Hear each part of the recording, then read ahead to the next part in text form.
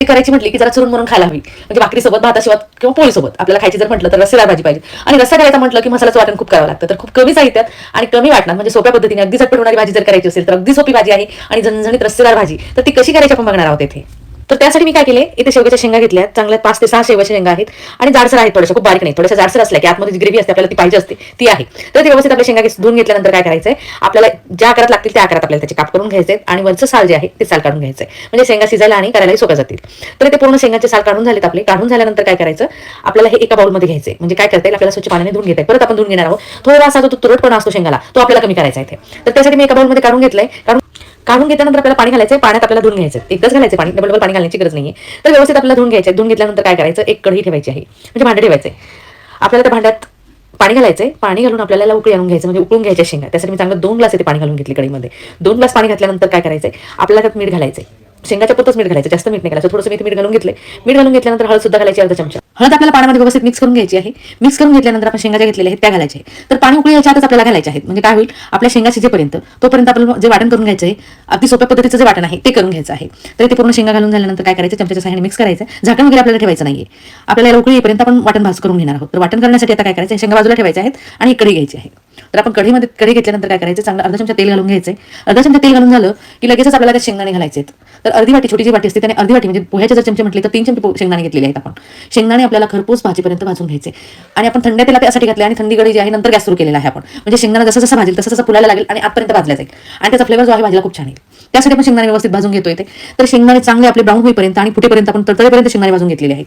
तर खमंग असा शेंगदाणा भाजून झाला आपला आणि त्याच कढईमध्ये आणि त्याच तेलामध्ये आपल्याला काय करायचं, आता खोबऱ्याचे काप घेतलेत मी 2 चमचे, म्हणजे अर्धी वाटी, छोटी वाटी जी आहे ती अर्धी वाटी घेतलेली आहेत. खोबऱ्याचे 10 ते 12 काप आहेत व्यवस्थित. ते काप आपल्याला चांगले ब्राऊन होईपर्यंत ते सुद्धा भाजून घ्यायचे आणि त्या शेंगदाण्याच्या ताटात काढून घ्यायचे. आणि नंतर फुटाणे घेतले. तुमच्याकडे फुटाणे नसतील तर तुम्ही हरभऱ्याची डाळ सुद्धा यामध्ये भाजू शकता. असं काही नाही की आपल्याला फुटाणेच हवे असतील. तर हरभऱ्याची डाळ जी घालता त्यात थोडीशी क्वांटिटी कमी असली पाहिजे, थोडीशी याच्यापेक्षा थोडी कमी घ्यायची. ही सुद्धा अर्धी वाटी मी यामध्ये घेतलेली आहे. आपण 7 ते 8 माणसाची भाजी करणार आहोत, त्यासाठी हे प्रमाण आहे. कारण चुरून म्हणून भाकरीसोबत खायची म्हटलं की थोडी भाजी जास्तच लागते. तर कांदे घेतलेत मी चांगले 2, व्यवस्थित आपल्याला भाजून घ्यायचे. कांदे चांगले ब्राऊन झाले की त्या स्टेजवरती मी काय केले, 3 लवंग, 3 मिरे घातलेले आहेत, ते सुद्धा त्यासोबत भाजून घेतलेत. पूर्ण आपलं साहित्य भाजून झाल्यानंतर कोथिंबीर घालायची त्यामध्ये. कोथिंबीरचा जो फ्लेवर येतो वाटणाला खरंच खूप छान येतो. आणि आपल्याला लसण पाकळे घालायचे, 15 ते 20 लसण पाकळ्या घातल्यात.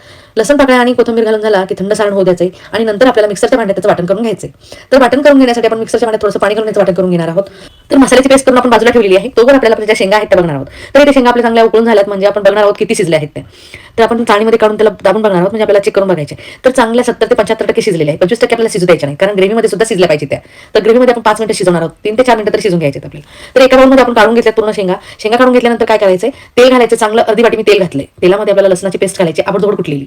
2 चमचे लसणाची पेस्ट घातल्यानंतर व्यवस्थित ब्राऊन होईपर्यंत आपल्याला लसण तळून घ्यायचं आहे. चांगला ब्राऊन ज्यावेळेस होईल ना त्याचा फ्लेवर भाजीला खूप छान लागेल. तर इथे लसण आपला जो आहे तो ब्राऊन होईपर्यंत आपण तळून घेतलाय आणि इथे तुम्ही बघू शकता रंग छान बदलतोय, त्याचा रंग बदलायला लागला. तर इथे चांगला ब्राऊन आपला लसण झालेला आहे, म्हणजे रंग बदलून झालाय.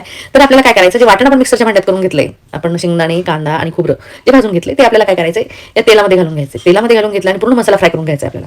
त्यासाठी पूर्ण वाटण मी यामध्ये कढईमध्ये टाकून घेतले आणि तेलामध्ये आपल्याला फ्राय करून घ्यायचे. तर एकसारखं मीडियम गॅस ठेवायचा, एकसारखं हलवत राहायचं, म्हणजे करपला गेलं सुद्धा नाही पाहिजे. व्यवस्थित आपल्याला वाटण फ्राय करून घ्यायचे. तर व्यवस्थित फ्राय करण्यासाठी थोडा मीडियम ठेवायचा आणि एकसारखं आपल्याला मसाला फ्राय करून घ्यायचा. जोपर्यंत मसाल्याचा चांगला रंग बदलत नाही तोपर्यंत आपल्याला एकसारखं फ्राय करून घ्यायचं आहे ते. आणि हो, मसाला व्यवस्थित वाटण करून झाले की कढईला सुद्धा चिटकत नाहीये. तर आपलं व्यवस्थित फ्राय करून झाले. तर इथे तुम्ही बघू शकता मस्त मसाला फ्राय होतोय आणि रंग सुद्धा बदलतोय आणि बाजूला जे आहे ना तेल सुटते. तर 2 चमचे मी आवडीनुसार गरम मसाला घातला, 1 चमचा कांदा लसूण मसाला घालून घ्यायचा आणि परत आपल्याला एकदा फ्राय करून घ्यायचं. मसाले चांगले फ्राय करून घ्यायचे. जो आपल्या मसाल्याचा फ्लेवर आहे आतल्या मसाला पेस्ट लागला पाहिजे, त्यासाठी व्यवस्थित फ्राय करून घेतले आणि गरम पाणी करून घेतलं. तर अर्धा कप त्यामध्ये पाणी घातले आणि परत मसाला थोडासा फ्राय करून घेतला. त्या स्टेजवरती 2 चमचे लाल मिरची पावडर घातलेली आहे, ती सुद्धा आपल्याला चांगली फ्राय करून घ्यायचं, म्हणजे आपला इथे मसाला रेडी झालाय. तर आपण भाजीपर्यंत शेंगा सुद्धा उकळून घेतले आणि मसाल्याचं वाटण सुद्धा इमर्जन्सी करून घेतले. तर झटपट होणार वाटण आहे आणि ग्रेव्ही सुद्धा भरपूर होईल तुम्हाला. तर इथे आता काय करायचंय, आपण जे वाटण करून घेतले खूप जास्त मसाला झालेला आहे. तर त्यासाठी आपल्याला हे वाटण आपण दुसऱ्या भाजीला सुद्धा देऊ शकतो. आपण बटाट्याची भाजी, मटकीची भाजी, कशाची भाजी, त्यामध्ये गोबीची भाजी सुद्धा करू शकतो, म्हणजे फ्लावरची भाजी सुद्धा करू शकतो. मटकीची भाजी, कशाची भाजी, त्यामध्ये गोबीची भाजी सुद्धा करू शकतो, म्हणजे फ्लावरची भाजी सुद्धा करू शकतो. तर मी आकाराने मसाला ठेवलाय आणि बाजूचा मसाला आपला काढून ठेवलाय एका वाटीमध्ये. आणि शेंगा जे आपण उकळून घेतले होते, म्हणजे थोडेसे 70% शिजून घेतले त्या घालायचे आणि मसाल्यामध्ये मसाला लावून थोडासा फ्राय करून घ्यायचा. चांगला 2 मिनिटं हलवून घ्यायचे त्याला. तर 2 मिनिटं मसाल्यामध्ये मिक्स करून घेतल्यानंतर जो मसाला आहे तो शेंगाला छान लागेल. त्यास आपण शेंग घेऊन खातो ना तेव्हा मस्त लागते शे. तर आपला आता वाटण एकसारखं मिक्स करून झाल्यानंतर काय करायचं, पाणी गरम करायला ठेवायचं. भाजीमध्ये गरम पाणी घातल्याने भाजीला चव छान येते आणि व्यवस्थित सुद्धा लागते भाजी, म्हणजे अगदी मस्त लागते भाजी. तर इथे आपण गरम पाणी घातल्यानंतर अगोदर मिक्स करून घ्यायचे. चांगलं मी 1.5 ग्लास पाणी घातलंय आणि नंतर मिक्स करून घेतल्यानंतर आपल्याला ग्रेव्हीची क्वांटिटी बघायची, म्हणजे जास्त घट्टही नको आणि जास्त पातळही नको, कारण शेंगाच आपल्या 70 ते 75% शिजलेले आहे. 2 ते 3 मिनिटं शेंगा शिजू दिल्या की आपली भाजी रेडी होते. त्या आकाराने आपल्याला पाणी घालायचंय. तर मी इथे मोजून 3 ग्लास पाणी घातले पूर्ण भाजीला. 3 ग्लास पाणी घातल्यानंतर मीठ घालायचे आणि मीठ घातल्यानंतर आपण ग्रेव्ही बघणार आहोत. मिक्स करून सुद्धा घ्यायचे आणि ग्रेव्ही बघायची, म्हणजे उकळी आल्यानंतर 2 ते 3 मिनिटांनंतर खूप घट्टही नाही झाली पाहिजे. तर इथे व्यवस्थित आपला मसाला रेडी झाला आणि ग्रेव्ही सुद्धा खूप छान झालेली आहे. आणि जशी जशी उकळी येईल ना तसा ग्रेव्हीला रंग येईल आणि तरंग जो आहे तेलाचा मस्त येतो वरती आणि भाजी खरंच खूप मस्त लागते.